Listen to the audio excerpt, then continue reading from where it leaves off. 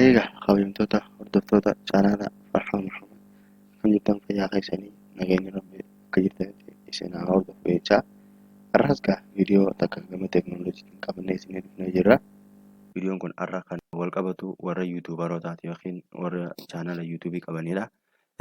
Warra chaanala yuutuubii qaban hoggeetu maal jechuu keetii jechuun keessa waan hin oolamneef yuutuubaroota hoggaan jiru yookiin warra yuutuubii qabu hogguun siin jiru akkaataatti sabskiraayibara fi dhoofeffatan yookiin akkaataatti hamma sabskiraayibara keenyaa dhoofeffannu yuutuubii irratti wajjin ilaala jechuudha. Kana wajji ilaaluudhaaf asumaanuu gara fakkeenyaaf amma asitti kun chaanala kiyya jechuudha. Akkuma agartan asirratti kun kaniin qofarra ka'ee jiru kun chaanala kiyya. Hayyee gama biraatiin dhahinee haa ilaallu fakkeenyaaf amma asiin dhahinee haa ilaallu.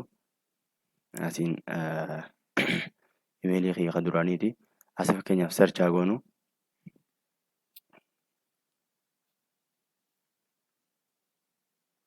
Akkuma agartan kana kan durarraa kana kilik goona.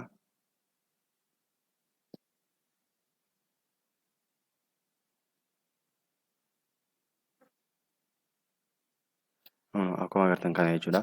Isa kana egaa chaanalii kiyya kilik haa goonu fakkeenyaaf.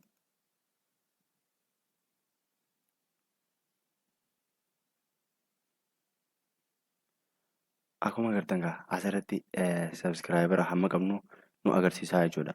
Asirratti akkuma agartan kanatti jechuudha. Kana egaa akkamitti dhooysinaa kan jedhu wajjin ilaala jechuudha. Nu hojii turaa isin jenna kabajamtoota hordoftoota keenya. Egaa kana dhooysuudhaaf jechuudha gama chaanala keenyaa dhahina. Achi booda gisee dhahinee bakka piroofaayila keenyaa kana kilik goona.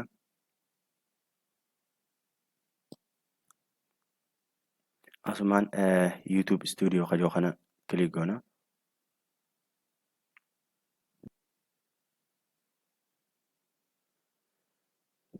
Egaa erga akkana nuuf fide jechuudha.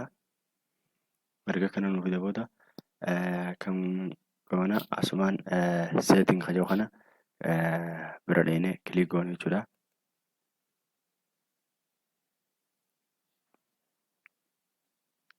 Achi booda chaanal kajoo kana kilik goona.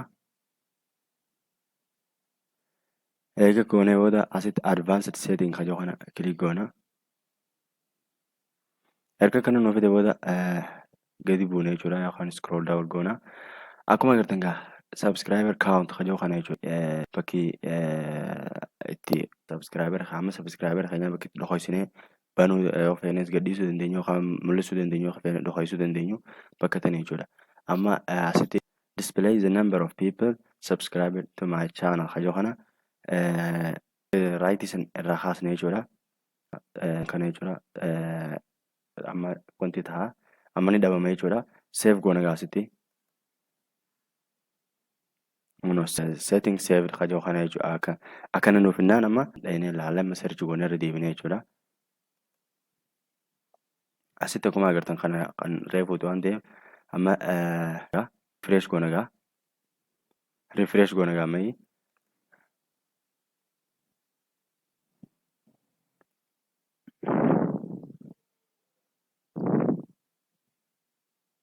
Akkuma agartan kana egaa kabajamtoota hordoftoota keenya sabskiraayibara keenya dhookotee jechuudha. Akkuma as jalatti agartan kana jechuudha.